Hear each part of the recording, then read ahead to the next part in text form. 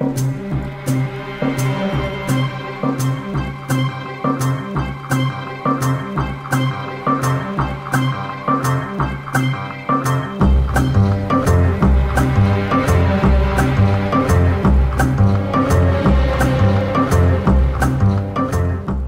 suis Gilliane Augustin-Lucille, ingénieure ANTIS à l'Université des Antilles et de la Guyane. Je suis un pauvre informaticien un peu perdu au milieu de tous ces geeks. Bah écoute, moi je viens d'une école également, mais du ministère de la Défense. Moi je suis enseignante à l'IUT de Paris-Descartes. Alors je suis en poste au BIP de Lille 3, donc service d'insertion professionnelle. Je m'occupe de la communication, de la valorisation des actions du service, des formations et de l'insertion des étudiants. Donc Jérémy Grépillou, je travaille au CIMSU pour les universités de Grenoble, à l'Interu. J'aide les enseignants à appliquer les nouvelles méthodes de pédagogie avec les TIS et surtout aussi l'accompagnement sur les plateformes de formation à distance. Donc Mickaël Vizio, je suis responsable du service TIS à la faculté des sciences du sport. Alors, je suis Armelle de Torcy, je travaille à l'université Pierre et Marie Curie à la direction de l'insertion professionnelle et je m'occupe plus spécialement des relations université-entreprise. Je suis Céline Rousson, je suis conseillère pédagogique à l'école des mines de Nantes. Je forme et j'accompagne les enseignants-chercheurs en pédagogie active, sur la démarche compétences, sur la pédagogie ludique également. Donc Caroline Bouvigny, je suis chargée de projet pour le projet UEB Campus donc, du Presse Université Européenne de Bretagne. D'accord. Alors je suis Jean-Luc Passin, je travaille à l'université Paris-Est Créteil et je suis correspondant C2I2E. Bonjour, je m'appelle Henri Elbeck, je suis à la fois webmaster à Supélec et professeur d'informatique. Bonjour, je m'appelle Christophe Battier, je travaille à l'Université de Lyon 1 et je m'occupe du service SICAP qui est un service d'innovation pour la pédagogie. Pour les profs, on aide les profs à utiliser tout ce bazar. Alors, Sandrine Formayol, je travaille au bureau d'aide à l'insertion professionnelle de l'Université Montpellier 3. Donc je suis Cécile Chenavas, du service SICAP, chef de projet multimédia des projets santé. Julien Angelini, de l'Université de Bordeaux 3, du laboratoire MICA. Je participe actuellement à un projet de création d'un institut des humanités digitales. Bonjour, Jean-Michel Courty, je suis enseignant-chercheur en physique à l'université Pierre et Marie Curie. Et par ailleurs, j'ai des activités de vulgarisation et de communication scientifique. Alors moi, je m'appelle Edwige Morin, je suis community manager pour l'UNT UNIT. Et je viens du presse de l'Université de Lorraine, service NUTIS. Donc je suis Corinna Stocki, donc je suis enseignante à l'Institut Polytechnique La Salle Beauvais. Je suis ingénieur pédagogique, donc je travaille pour plusieurs universités, dont l'Université de Metz, l'Université Paris 10. Jean-François Grassin, je viens du CIEF à Lyon 2, donc Centre français langue étrangère. Alors bonjour, je suis Baptiste Legard, ingénieur en technologie de la formation à l'Université Paris-Dauphine. Julie Dittel, je viens de l'Université de Strasbourg.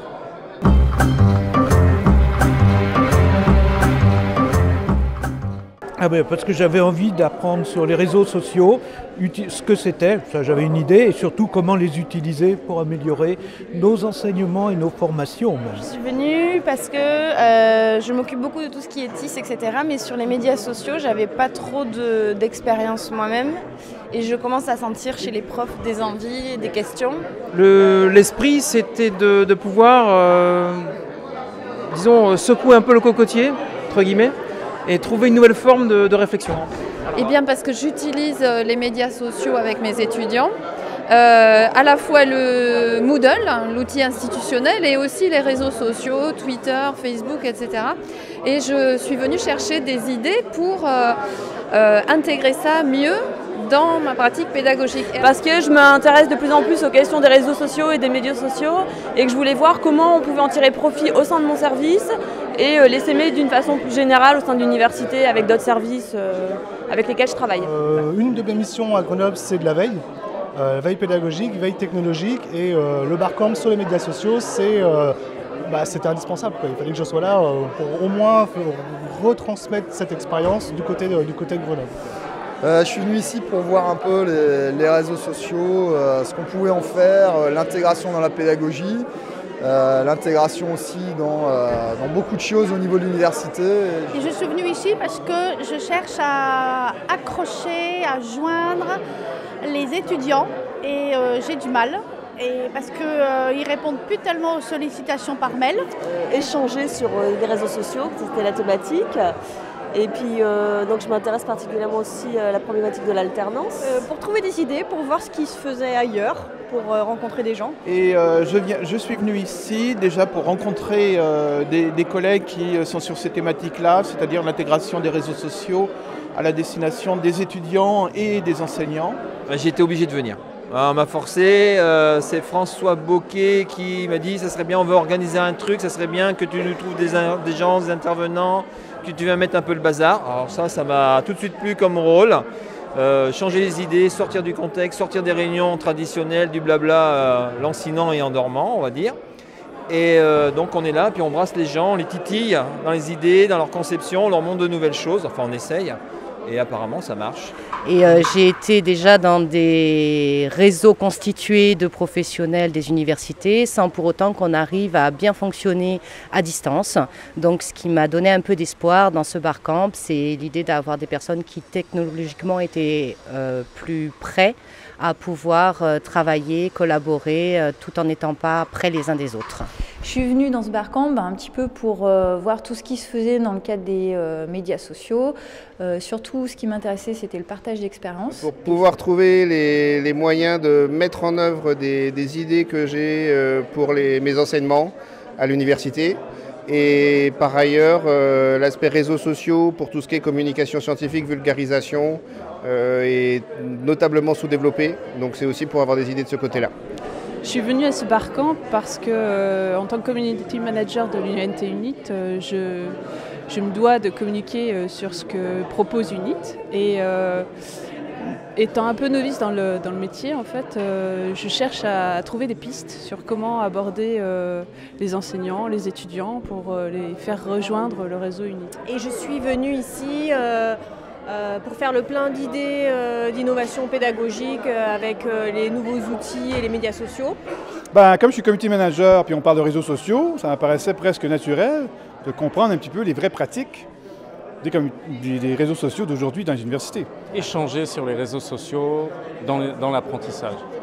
Je suis venue à ce barcamp pour découvrir des pratiques, découvrir un petit peu comment les réseaux sociaux vont nous aider à communiquer et à travailler avec nos étudiants.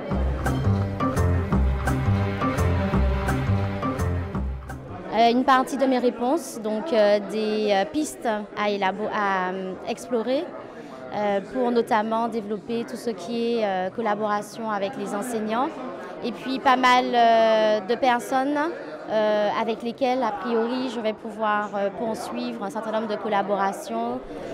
Des idées sur les outils, mais surtout sur les usages. Je suis venue pour les réseaux sociaux essentiellement et j'ai trouvé une source d'inspiration incroyable ici. Certaines de mes questions ont eu des réponses sur comment certains utilisent les réseaux sociaux, pourquoi, dans quel but, qu'est-ce que ça apporte, etc. Donc ça, c'est le côté super positif.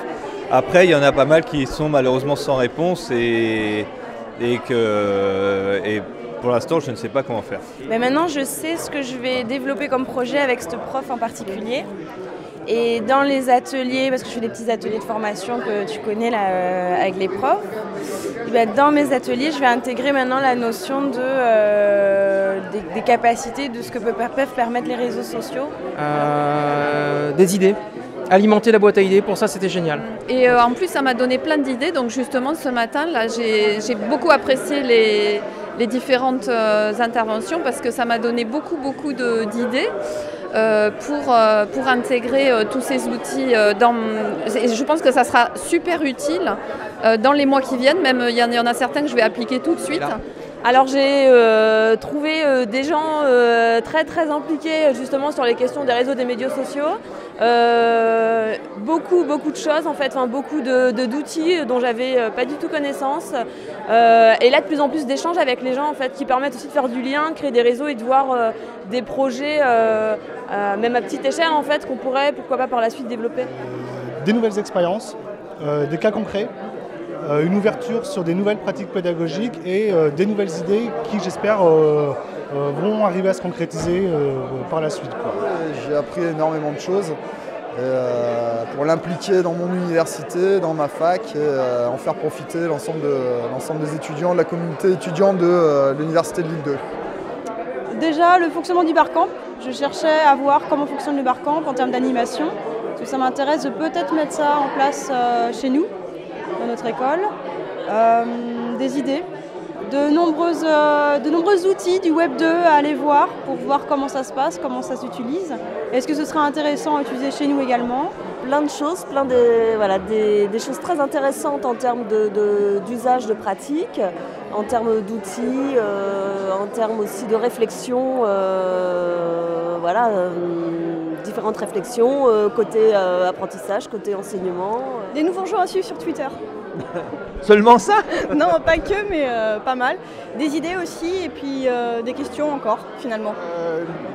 J'ai vu beaucoup de choses, des expériences très, très profitables, très intéressantes. Je pense m'appuyer sur un certain nombre d'expériences. D'abord, j'ai vu beaucoup d'outils que je ne connaissais pas. Comment les utiliser, une communauté de gens qui ont à peu près les mêmes problèmes que moi et un certain nombre de solutions éventuellement pour les régler. J'ai trouvé plein de gens et c'est très intéressant. J'ai gonflé mes réseaux sociaux professionnels. J'ai trouvé une organisation assez éloignée du barcamp tel que je l'imaginais, sur un certain nombre de plans, mais finalement, je ne désespère pas qu'il y ait une production. Et en gros, j'ai plus qu'un seul mot d'ordre maintenant, c'est casser les codes. Voilà, changer les méthodes actuelles pour innover, quoi. Alors, plein d'idées. Des moyens concrets de mettre en œuvre avec mon module pour les M1, préparation à l'enseignement, des pédagogies collaboratives. Je ne savais pas comment comment faire un certain nombre de choses. Là, je pense que ça se clarifie. J'ai trouvé beaucoup d'idées, beaucoup d'outils, des choses qu'il va falloir que j'essaye de décliner, parce que moi, je ne suis pas en contact direct avec des enseignants ou des étudiants. Et beaucoup de choses à faire. J'étais venu avec un certain nombre de connaissances, j'en repars avec 2 valises de questions et au contraire ça a été très riche puisque j'ai découvert, j'ai pas de téléphone portable donc je n'utilise pas Tweet ou très peu et je pense que je vais encore l'utiliser plus mais bon, et de nouvelles opérations, des nouveaux logiciels. J'ai trouvé que c'était très interactif, qu'il y avait beaucoup d'expériences intéressantes. Qu'il y avait beaucoup de pistes d'amélioration des méthodes pédagogiques et que ça méritait une suite. J'ai trouvé que les gens utilisaient massivement Twitter dans ce barcamp, alors même pour prendre les notes collaborativement, ce qui est assez étonnant, et pourquoi pas, hein. Et des milliers d'idées passionnantes qui me permettront de réfléchir sur comment utiliser vraiment les réseaux sociaux, médias sociaux, à travers mon université ou d'autres environnements. Beaucoup un réseau. Enfin, j'espère en tout cas, vraiment des gens passionnés, intéressants, des outils, mais c'est pas le plus important, et des projets. J'ai trouvé des rencontres, des échanges, des idées aussi, pas mal d'outils, voilà, de quoi nourrir sa réflexion et créer de nouveaux projets. J'ai trouvé des pratiques, des gens, des nouvelles approches. Un super enrichissement, plein de nourriture que je vais pouvoir rapporter à Strasbourg.